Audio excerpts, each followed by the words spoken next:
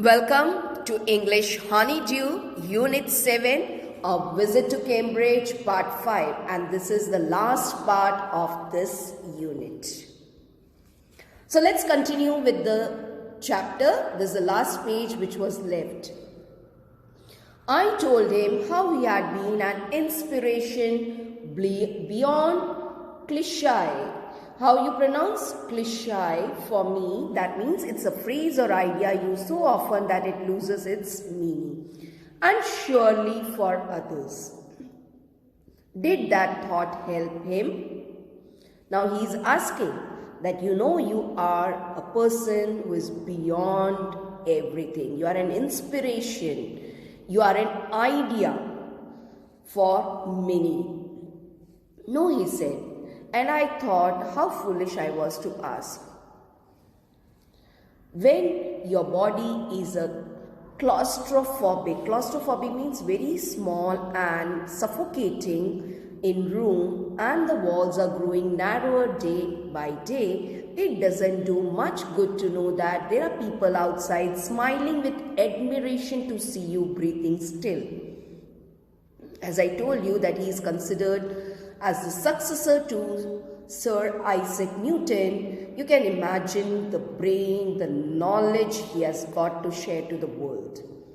In spite of his limitations and weaknesses, because of his body, he has never given up.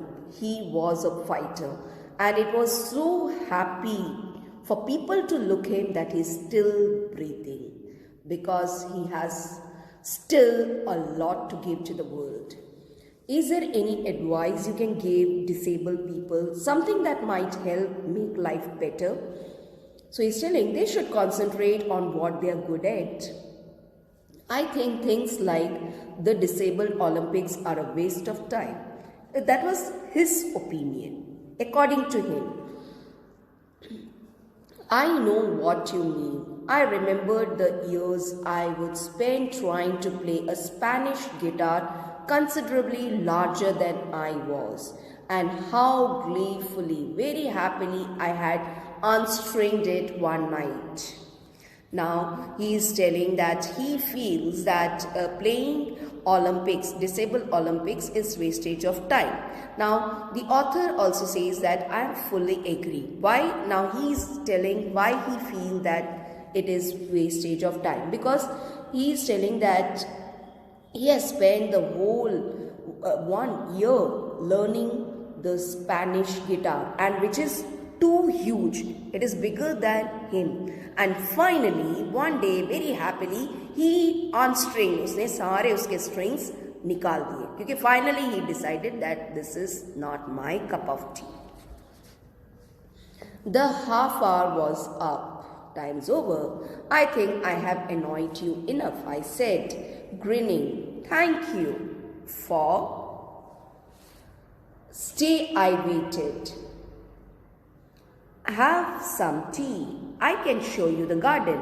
Now when he was concluding everything and he was saying thank you, and also Stephen Hawking said, just stay, have some coffee and I'll be showing you my garden. The garden was as big as a park, but Stephen Hawking covered every inch. The surrounding was so large, so big, but the personality of Stephen Hawking was nothing in front of that beautiful garden, because he himself is so beautiful. Rumbling along in his motorized wheelchair. Now rumbling means wandering. He was moving here and there with his motorized wheelchair, which he could operate it and he could move around, while I dodged to keep... Dodge means avoided, to keep out of the way, and he just moved aside so that he doesn't want to block his way. We could not talk much. The sun made him silent, the letters on his screen disappearing in the glare. Okay, it was a bright sunny day, so when he was outside, you know that he just has to type and the computer will give you the sound. But because of the glare of the sun, he couldn't punch the letters much. So he was silent. An hour later, we were ready to leave. I did not know what to do. I could not kiss him or cry. I touched his shoulder and wheeled out into the summer evening.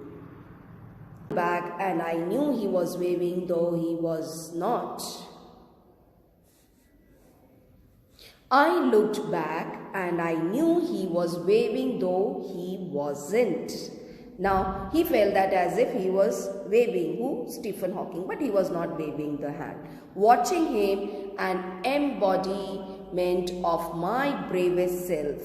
Now embodiment means he was a perfect example.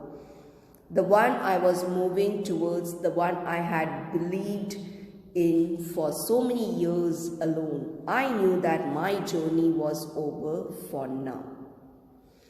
It's a beautiful story written by Firdaus Kanga, and this particular story is extracted from Heaven on Wheels. Comprehension check, page 104, which is a right sentence. Cambridge was my metaphor for England to the writer.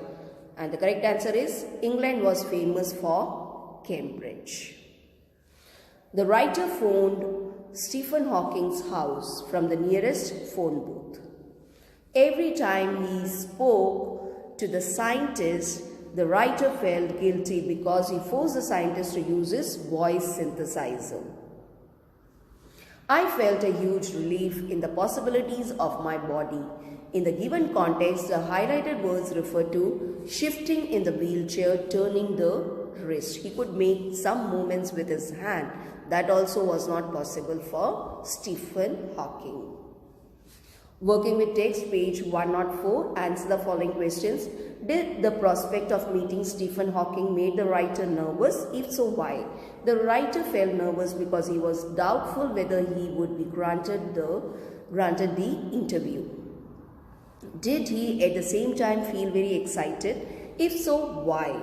He felt excited at the same time because he had been there to see Professor Hawking for half an hour. Guess the first question put to the scientist by the writer.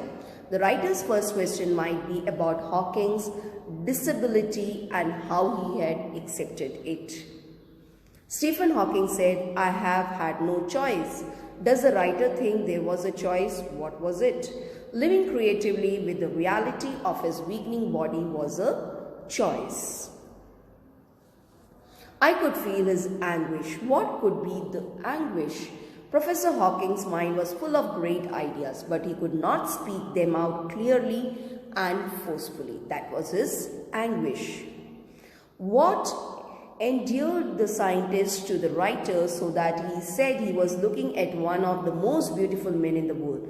Professor Hawking's one-way smile. Read aloud the description of the beautiful man. Which is the most beautiful sentence in the description? The line is, before you like a lantern whose walls are worn so thin, you glimpse only the light inside, in the incandescence of a man.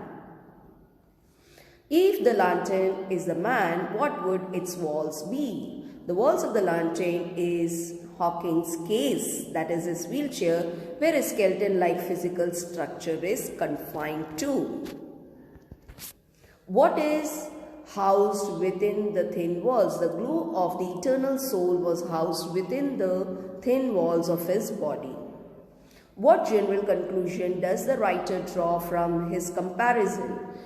The writer draws conclusion that the eternal soul is more important than the body.